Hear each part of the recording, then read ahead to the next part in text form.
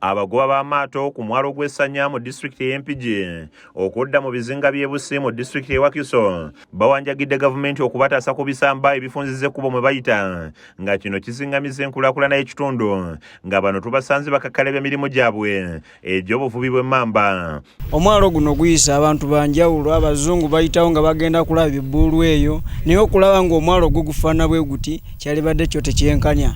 Kati n'enfuna yaffe yakendeera, oba oli awo ab'amaato n'aba pikipiki bonna enfuna yakolaki yakendeera, naye ate nga luli si bwe kyali.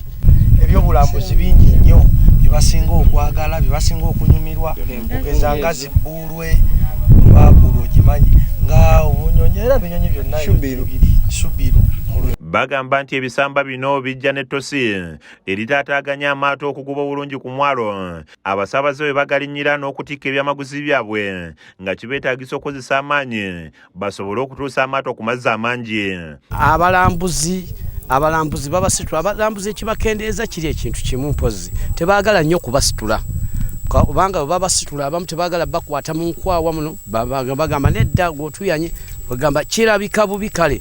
Naye abantu oluva eri mu kizinga okujja eno okugoba eno ku lukalu kitukola byo kubanga amaato gakomaawo agali badde gakomera ddala ku lukalu. Wano wali badde wankizo nnyo engeri n'abazungu egibayitawo nnyo.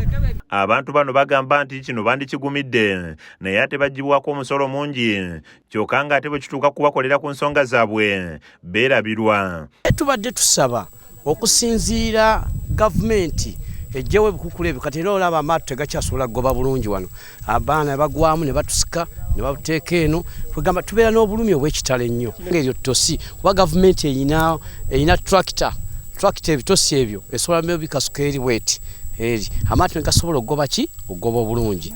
Bongerako nti ebyobulambuzi bingi ku nnyanja eno, naye abalambuzi abasinga bakoma ku mwalo guno olw'embeera embi gye gulimu, olwo ne badda gye bavudde ekifiiriza eggwanga nga basaba abakulu mu minisitule y'ebyentambula bagogole omwalo guno embeeredde mu nteeko. Ebisamba bitutegamu nnyo engezi ebireeta nga tusaba obuyambi batuyambengako. Twali badde tufuna obwenkanya ne tufuna ne batuyamba ne batukolyawo ng'olutindo ng'amaato gasobola okujja. Ye ssentebe waabwe Semakula Jona agamba nti olw'ebyobulambuzi n'obulimi ebiri mu kitundu kino kyandisikiriza abakulu mu gavumenti babeeko ne kye bakola abantu be nabo beeyagale. Ennyanja yaffe ya kitoogo, obudde kati bwe bikutuukako eri ate bijja ne biziba omulyango nga ebyamaguzi ebingi ennyo tebisobola kuyitawo wano eno eri ate eddene eyita ebyamaguzi. Kati okugeza nga abalimi batataaganyizibwa nnyo mu biseera by'okulima, emmwanyi ng'ezo teziyitawo wano.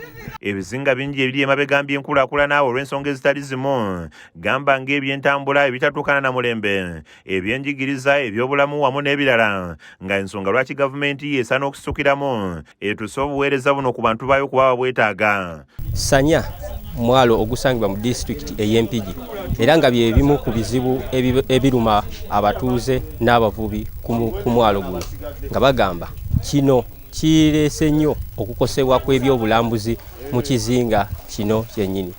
Kiza Peter, KSTV, Agaleero.